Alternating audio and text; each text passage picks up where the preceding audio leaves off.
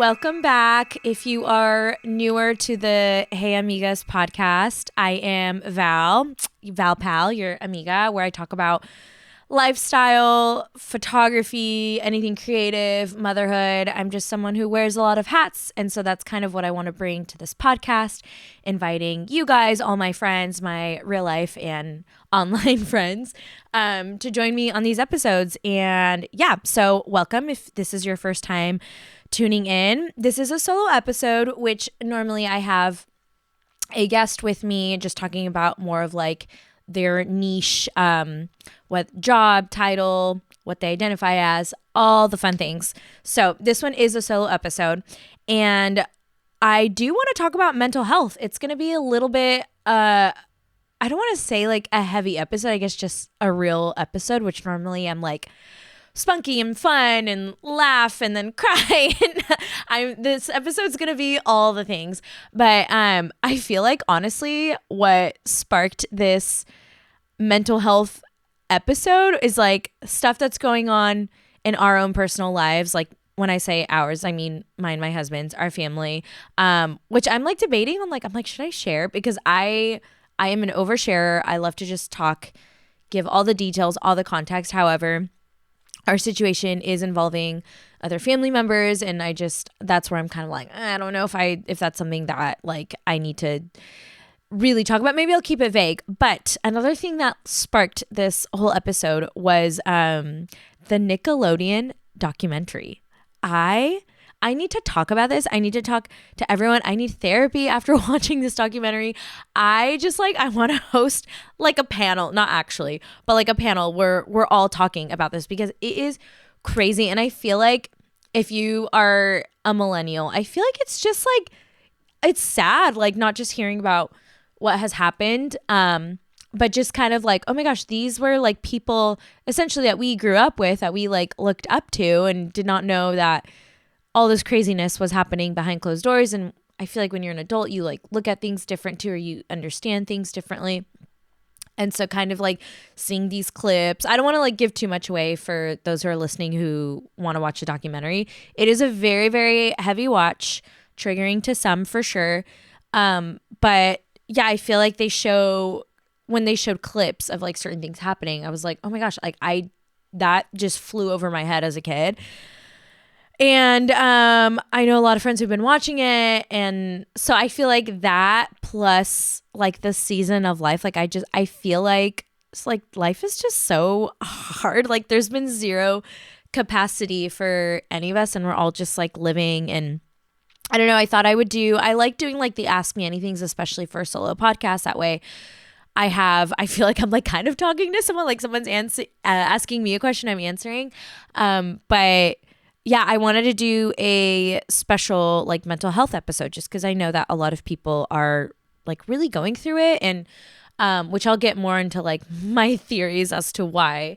But if you listen a few months, I was going to say a few episodes back, but a few months ago, I did do a special mental health episode, mostly regarding the holidays, with a friend who's a licensed therapist. And that was a really cool episode, just chatting with a professional about everything. So if you guys want to listen to that, you totally should, because I feel like it just applies whether it's the holidays. But yeah, I was talking to like, I think I had posted on my Instagram stories, like it's just been like super heavy lately. And someone mentioned, which I don't want to sound like crazy, which I know a lot of people like would agree with this, but anytime I feel like my emotions are like very out of whack and I'm feeling like, okay, the things that normally bring me joy and like are life-giving to me, like it's not hitting right now for some reason.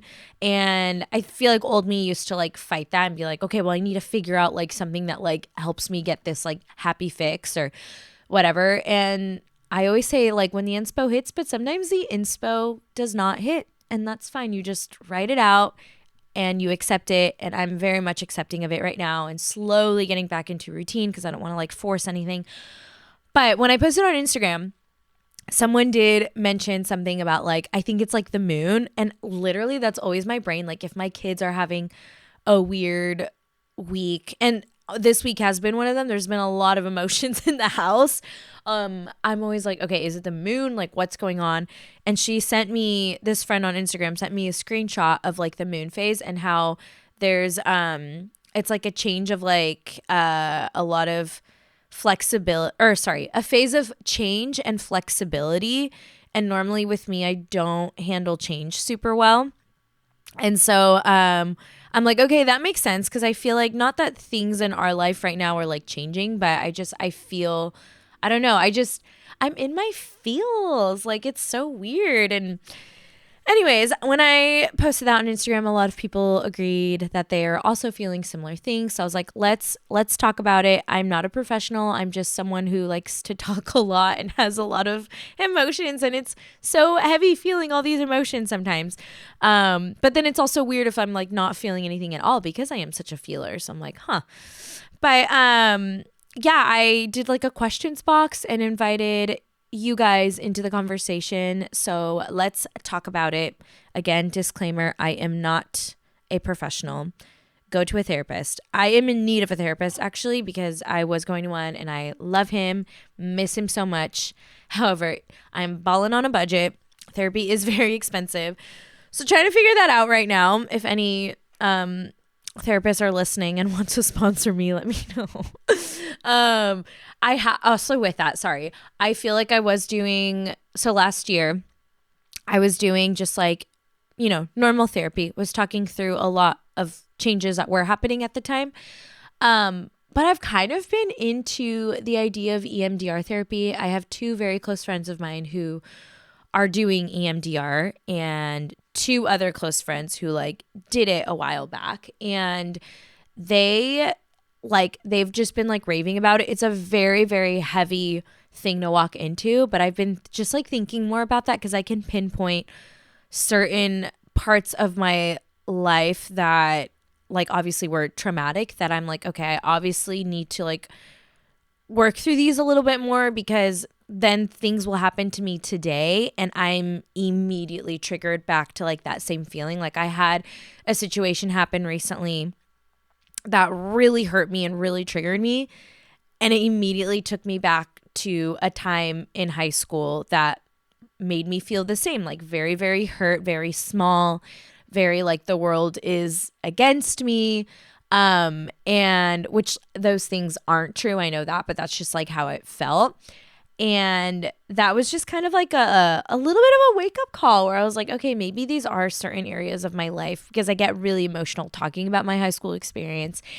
And maybe someday I will do an episode on what happened in high school and why is high school so traumatic? Like it's crazy. And what's sad is like for the most part, I had a very good and easy experience up until the very end of it where something happened and it was just a lot of things. And so anyways, EMDR, I guess, goes back to like it pinpoints a certain traumatic experience and you like work through that. And then that experience just kind of unravels a lot of other things that, happened in your life that made that particular experience so traumatic. And so anyways, the word is trauma and drama.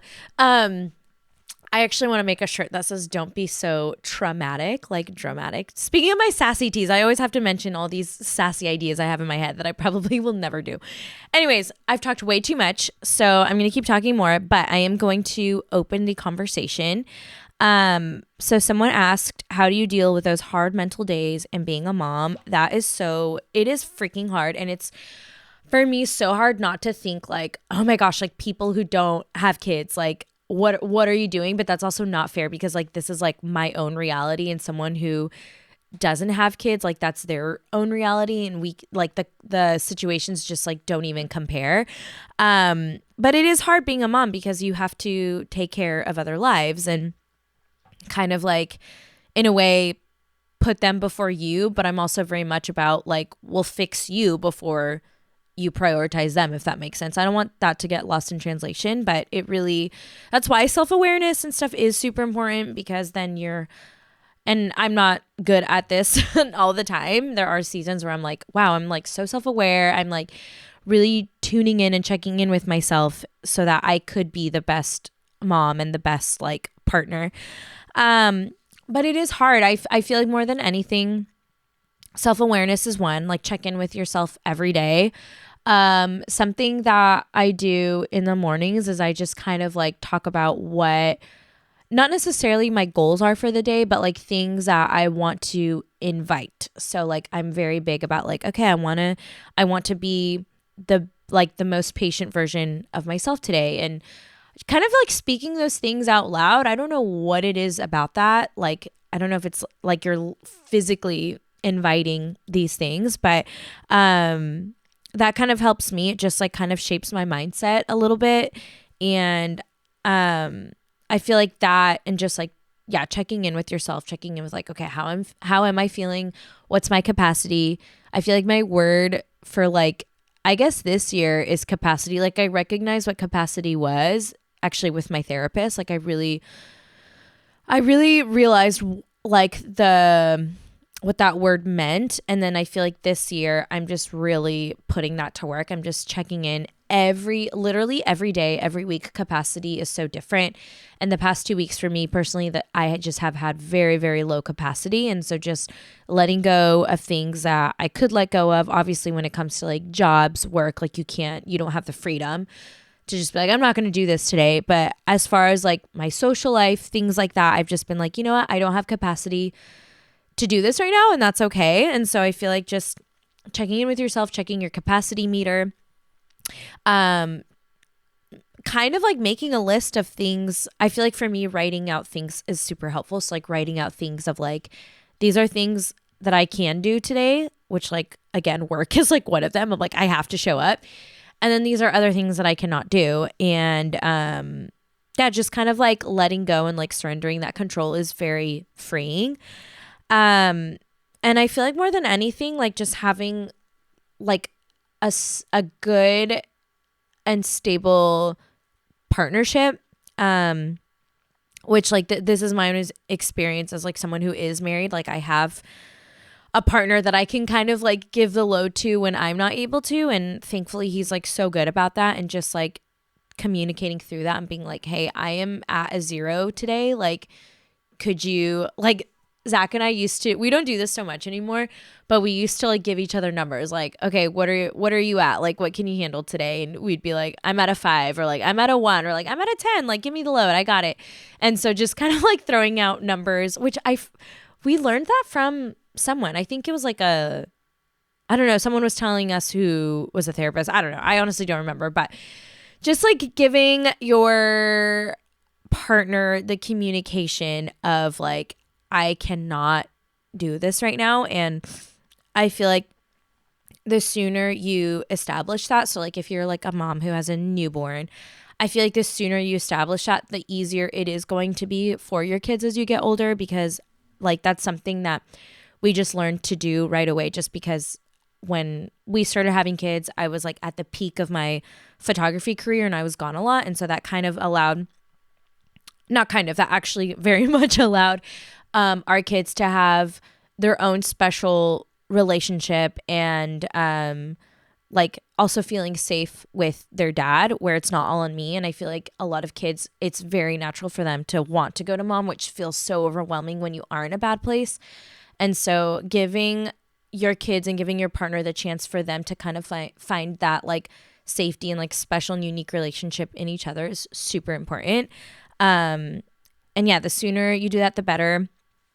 If you are a single mom, I obviously can't relate, and my heart goes out to you. My sister is a single mom, and I know that for her, it's challenging those weeks and those days when she is just like at a 0. And, I feel like more than anything, finding community, whether you're single or you're married, like finding community, finding friends who are either in the same season as you or like know you and love you super well is just really important, because then you can express that communication without feeling like oh my gosh, they're gonna think XYZ about me, or well, I don't know, something like that. So okay, how would you deal with narcissists, like the ones that spin your words? Oh my gosh, that's so scary.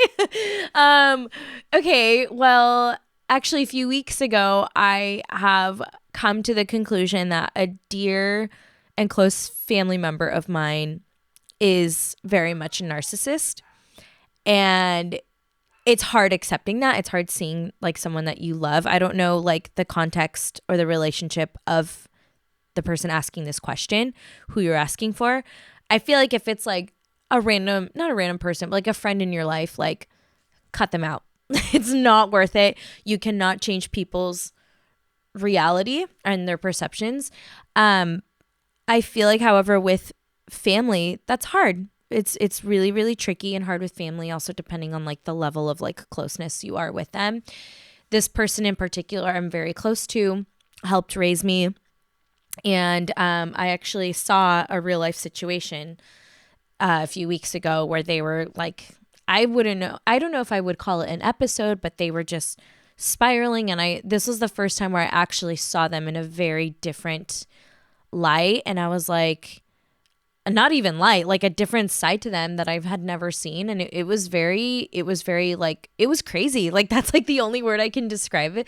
And yeah, it just kind of made me think like, I feel like boundaries is just like the best thing. Like Zach always says something like, you can't argue with idiots. And like basically with that, what he's meaning is like, there's no way like you can win or like get your point across with someone who is just so stuck in their own perception, in their own ways. And so for me, like the type of person that I am is like, then I'm not even going to argue. I'm not even going to interact with you. Or if I have to, in this case, it being a family member, I'm just going to keep it at a very, very surface level, which is so hard because to me, that's like the most draining thing ever.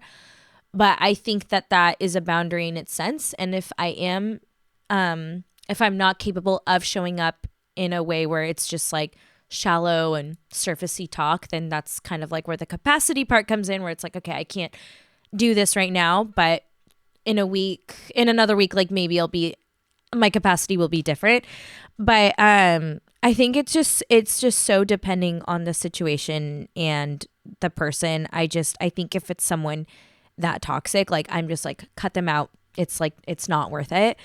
But definitely go to a therapist for that. I would encourage, because I don't know the situation.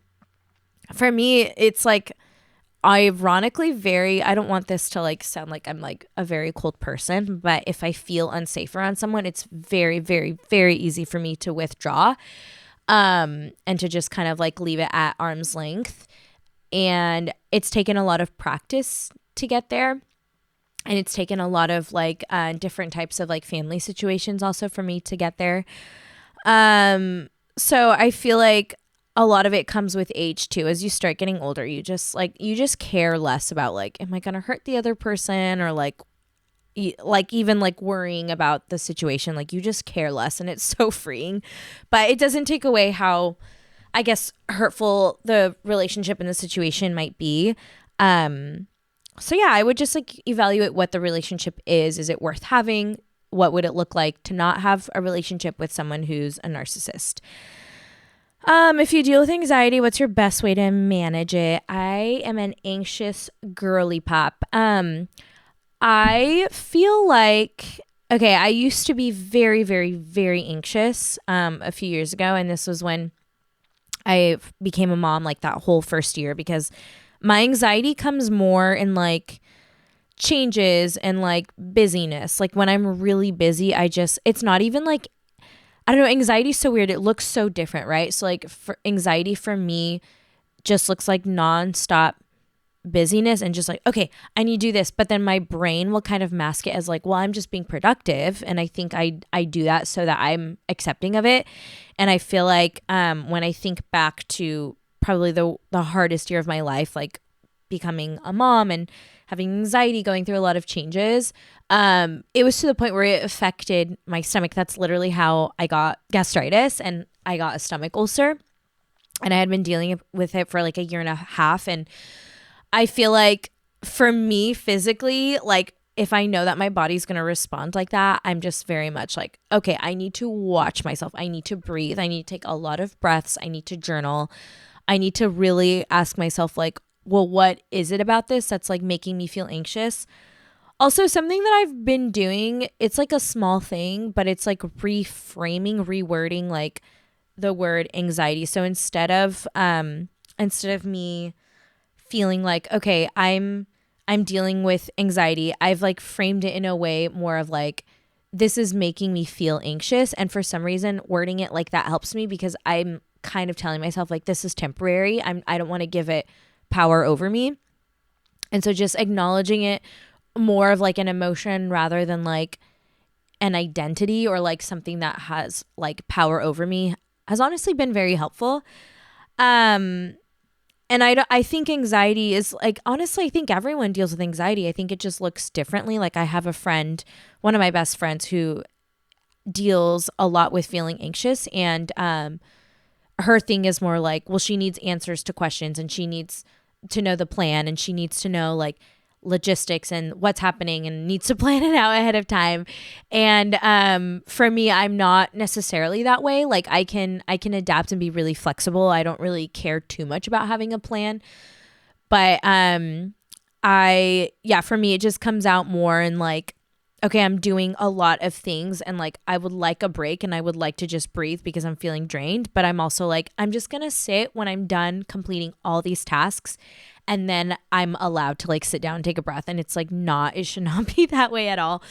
And I feel like practical small things that do help with feeling anxious is like, honestly, like working out and going for walks, being in the sun. I'm like such an advocate for vitamin D. Like go get your vitamin D, go sit down outside, lay on the grass. Like I've seen this comment on TikTok for like people who are like spiraling where it's like, you need to touch grass, but like literally touch grass, like just like sit in it, get grounded with nature. It sounds very like hippy dippy. If I'm inside for too long, like if I'm in a building or behind a screen for way too much time, I feel so yucky. And so like going out for walks, doing things like that is really helpful. Put your phone on airplane mode or do not disturb, put on a playlist and just like tune out the world. Ask yourself questions. What's making me feel this way? Like what can I do to help? Or like, how can I control it?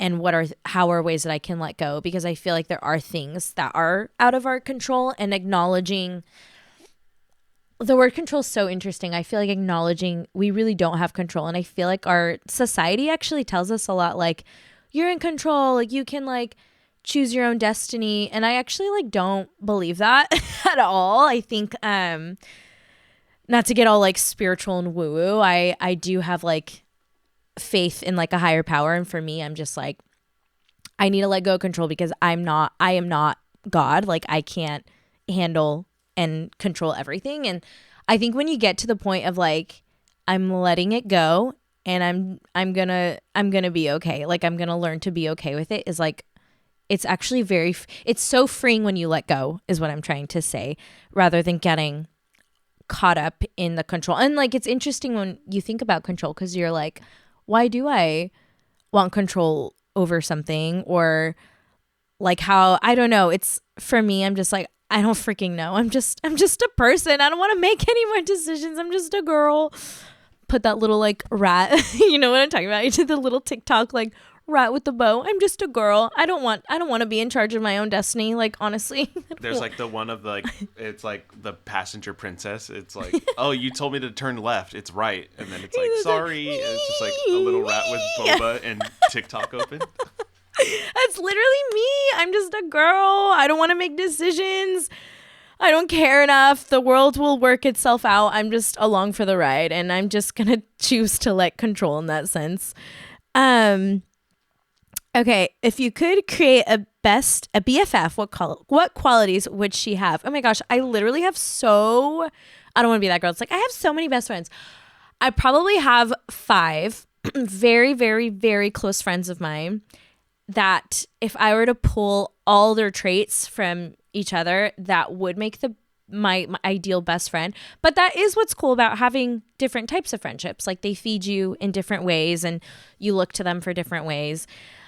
A quality, she would probably have to be Latina so we could talk shit in Spanish. Just kidding. No, there is like a certain level of understanding and like relating and connecting when someone is of your culture, and it's really special to share that. Not all of my friends are Latina. I have about 3 close friends of mine who are, and it's very, very fun. I feel very loved and feel very seen, and to be seen is to feel loved. And so that's definitely a quality. I like this question because it's kind of like, what would be like your ideal man? Except I'm thinking of a best friend. So, which is better. She would also like have to be like down. Like she would have to be a down ass fool. I'd be like, hey, you want to go to our natural wine bar on a Tuesday night? And she'd be like, let's do it, you know? And what's funny is I literally have that in one of my close friends, and it's just so much fun.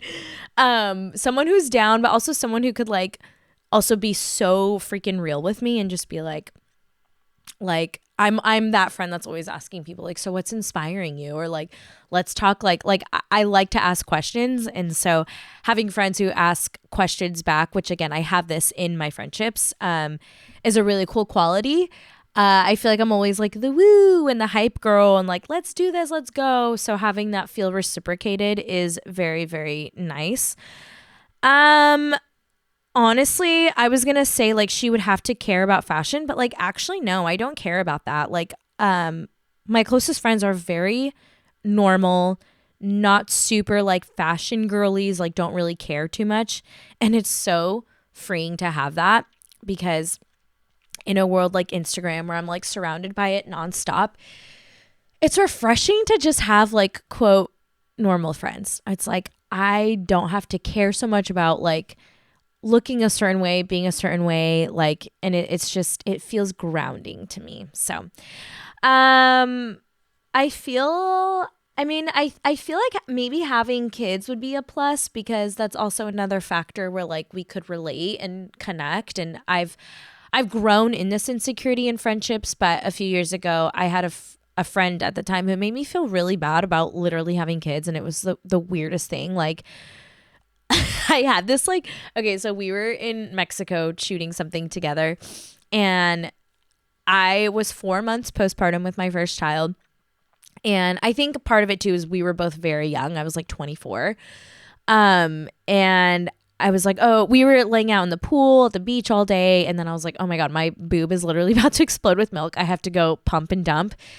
And so we like went to the hotel room to kind of like regroup. And I was like, okay, I need to pump real quick. And I'm like literally just like sitting on my phone scrolling and pumping. And she was like, ew, the sound of your milk hitting the bottle is so disgusting to me. And I was like, oh my God. And I was like, oh my God, okay, let me go to the bathroom. This was before I like, you know, I was very much a people pleaser back in the day. Still kind of am. But I like scurried to the bathroom and I got so in my head. And because of that moment, I now have this insecurity where it's like, if I meet I just kissed the mic. If I meet friends or acquaintances who don't have kids, I feel like if I talk about being a mom, they're going to feel annoyed. Cause like she had made other comments to her, like, you just talk about your kid. And at the time I had one, you just talk about your baby all the time. Or like, that's all you have photos of. Do you like do anything else? And I was like, oh my God, which maybe like that's not everyone, and that's just a her thing, and that's why we're not friends anymore. But I don't know, I have this insecurity where it's like, okay, if you don't have kids, like you're gonna think I'm like annoying if I want to talk about mine, or you're gonna think I'm gross or this and that, and I've grown in that. But I think having close friends who get it as parents, like even kind of going back to that question, one of the early questions that I had asked, what was it? How do you deal with hard mental days while being a mom? It's like community and friendships like that are like super helpful, because they get it. There's comfort in group suffering. When we all suffer, it's going to be fine. So those are the qualities, but I will say I already have those qualities in 5 of my friendships, and it's just so cute, and I get so emo thinking about it, and I love them and I want to kiss them all. Okay. How do you handle fear? I don't know if like fear is something, I just don't think about things. I'm like trying to think like what fears do I have? I honestly have a fear of like not necessarily dying, but like low key, kind of like not in the sense of like, oh, it's gonna hurt or this is gonna happen, but just kind of like, well, what's gonna happen to like my family if like I'm dead, or like what's gonna happen to us if like Zach dies. Like it's just more like not practicality, but like logistically speaking, not like in a way where it's like, how are we gonna be, I don't know. It's fear's weird. I need to write a list of things that I'm actually scared of, because I don't know if I can pinpoint anything that I'm actually fearful of. Faith over fear. I don't know. I feel like because I have like a certain faith, like I don't, I feel like secure in that. And again, like letting go of control. I feel like fear's motivation is a lack of control. And so that kind of goes into like, well, if you're fearful of something, like what's the control behind that? That is a question I feel like I cannot answer right now, because I can't think of things that I'm fearful of, or maybe I just don't think about it enough. I feel like if I don't think about it, then it won't happen, which I don't know if that's a good way to live. Ignorance is bliss. Yeah, I don't know. That's a good question. I will report back. What keeps you most grounded? Touching grass. I already said that. Touching grass, go outside. Having intentional conversations with people who know you and who love you. I feel like that's the biggest thing. I am a verbal processor, and so I can literally just like talk and talk and talk. I like sent a voice memo to one of my best friends this past weekend where I was like, I'm just not feeling like myself. I'm feeling it's like kind of like triggering. Like I don't know if I'm gonna like go into a depressive episode, which with that being said, I do get springtime depression because of a traumatic event, and your body just knows your traumas and things will come up. That's what a trigger is. And so I feel like even just like talking over that or talking through that with a friend is like really helpful, or like with Zach, and doing things that just like are life-giving to you. Like routine keeps me grounded too, honestly. Just having like not necessarily like a set schedule. Like I'm not like at 1:00 I'm going to do this and drive here and do that. But for me, it's more like I want to make sure I'm going to the gym today at some point. Doesn't have to be 5:30 in the morning, which sometimes it is. But lately I'm like, no, I'm not waking up that early, but still getting my gym time in and like working out and yeah, things like that. What practices, routines help you when you feel down? I feel like kind of what I was just saying, like, it depends what kind of down I'm feeling. But for the most part, if it's just kind of like, I'm just going to talk based on how I'm feeling now. If it's just kind of like drained, exhausted, going out for walks outside, honestly, making playlists, which is like so like such a niche thing to say, a specific thing to say. I spent like an hour making a playlist yesterday, and the fact that like I curated it super well like made me very, very happy. And I was like, oh, this was so cute that I just did that. Because music is a huge part of like it. I love music so much, and I feel like listening to music helps me sort out my emotions. But I made a springtime playlist, and she's pretty cute, so maybe I'll link her in my stories for you guys. But doing that, I feel like oddly cleaning sometimes. Zach and I did a big spring cleaning this past weekend in our garage just was full of stuff, and that it probably would have felt overwhelming to me another time, but I think I was just in the right mindset to be like, you know what, this is going to feel therapeutic. We just played music and we just like started going at it with the garage and like donating a lot of things and getting rid of a lot of things that we don't use anymore.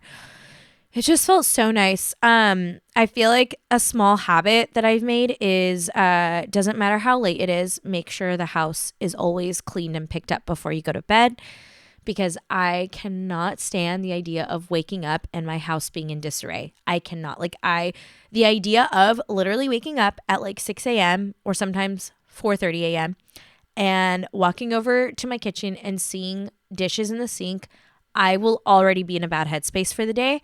And so I would rather stay up a little bit later and like clean up the house than than just like being like, oh, I'll just do it. Did you hear that? Oh my gosh.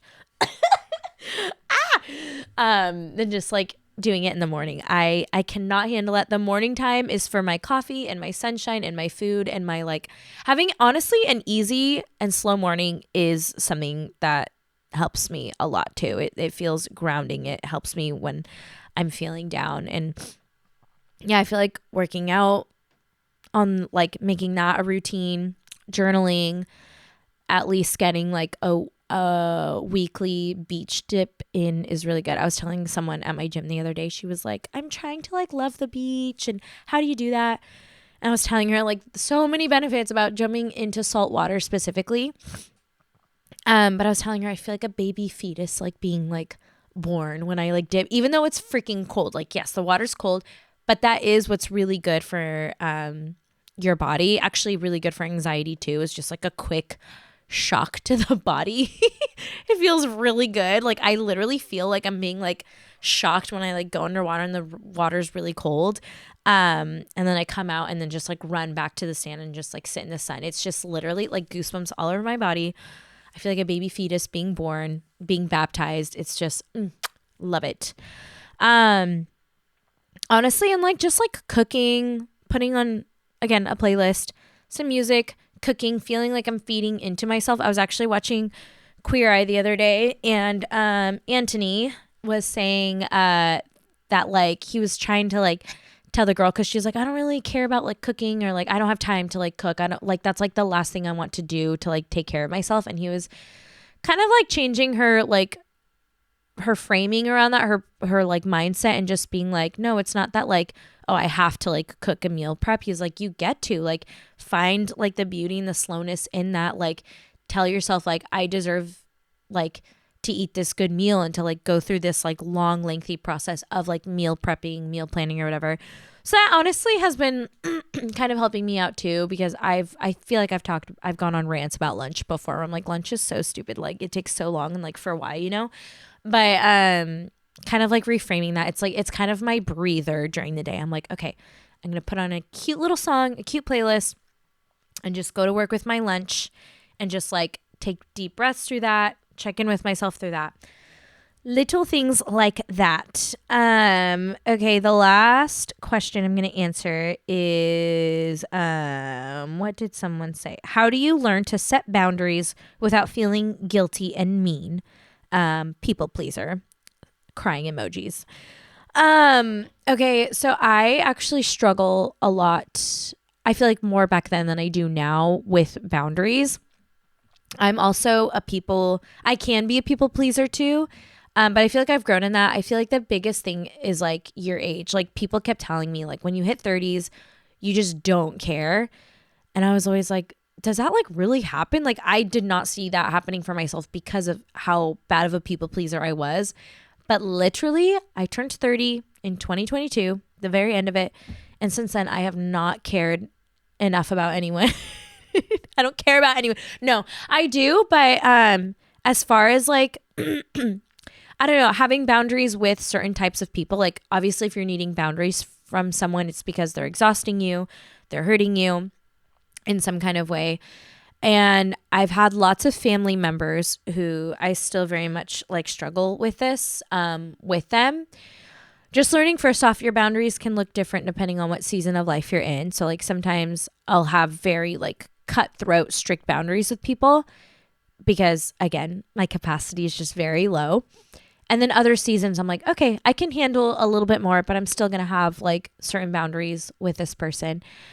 I think if you feel comfortable enough with that person, kind of like just being like, these are the boundaries I'm going to have, which feels so intense because if you're having boundaries with someone, again, it's because you're feeling maybe hurt by them. And maybe it's not that deep at all. But it is scary to like communicate that because if they're an unhealthy person, they might not listen or respect that. And so I've had to learn throughout the years, like I don't always have to voice my boundaries with a specific person. Like I can just like either write them out or just know what they are, whether that's like, it just depends on the person. And I think something too is like, I'm going to bring up the Enneagram. And it's because I was just telling AJ Megan Fox was on Call Her Daddy and talked about the Enneagram. And I was like, yes, I feel so validated in this Enneagram talk because no one talks about it enough, or maybe they did and they just don't anymore. But literally knowing my Enneagram number and understanding why I was a people pleaser, like what my motivation behind that was very, very, very life-changing for me. I was like, it was something that was coming to my attention that I recognized, and I was like, oh shoot, like this is why I'm a people pleaser. And then just kind of like thinking about your childhood, thinking about situations and things that made you that way for some reason is like very helpful to like, it's helpful knowing those things because now you know the why, right? So you like have this thing like, okay, statement, I'm a people pleaser, but why? And then thinking more about that and more about the experiences that like turned you into that. Even like my own relationship with my parents, like, oh, like that is why I'm a people pleaser. So knowing like your motivation for why it is a struggle with boundaries, and guilt is such an interesting thing. Guilt is something I feel like that someone has placed over you. Like, I feel like it's very natural to feel guilt, but also I do think that maybe there was a person or an experience that used guilt over you. And my family, I can say this, like they use guilt very much as like a way to like manipulate and get what they want out of you. Like, well, if you don't do this, then like this is going to happen, or like what about the things I've done for you? And so kind of think about that too. Think about like, where is this guilt coming from? Who even like, what is like my earliest memory and experience of feeling something like guilt? How did that happen? And just like allowing yourself to like accept that you need boundaries. And I think too with this is the biggest thing. When you have a lack of boundaries with someone, you are enabling a toxic behavior.